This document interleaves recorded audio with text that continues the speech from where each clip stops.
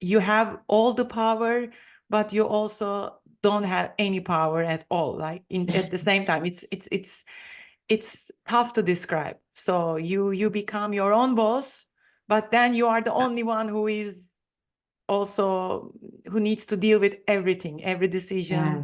And I think the major problem with mom entrepreneurs is that the feeling of guilt, right? Not Mm-hmm. being enough, not being an enough businesswoman, but also not being an enough mom or wife, I don't know, or Mm-hmm. daughter. Like, like all these, it feels like when we are failing in one aspect of our life, we are failing automatically in all aspects.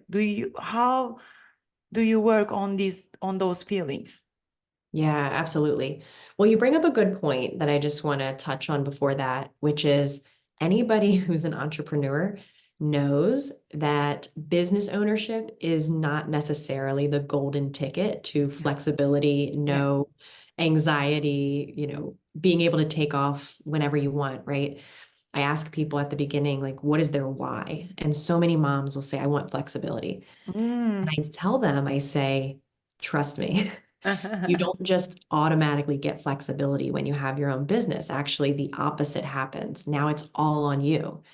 And with this, syndrome of not enoughness, it can be really hard to step away when we don't have the amount of clients or the income starting out that we want to replace our salary, right?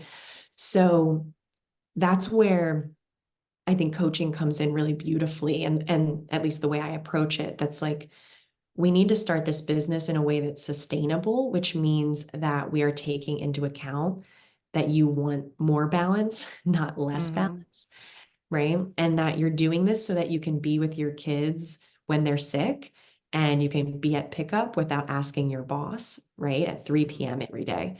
And so many moms that I work with, they, successfully transition into business ownership and then they get really anxious about when the kid's sick and they can't move their business forward, and it's really nice to be there to be able to say, hey, here's a reminder, this is why you're doing this.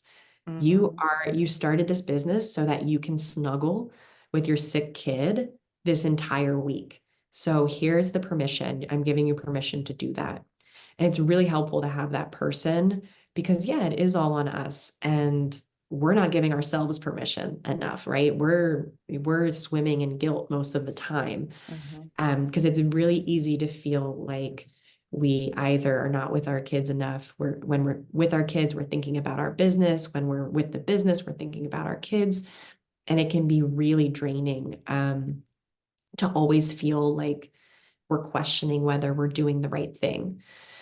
And I asked, I did some market research with my mom entrepreneurs, and one of the things that kept coming up when I asked them about their biggest fear is whether or not they are messing up their kids.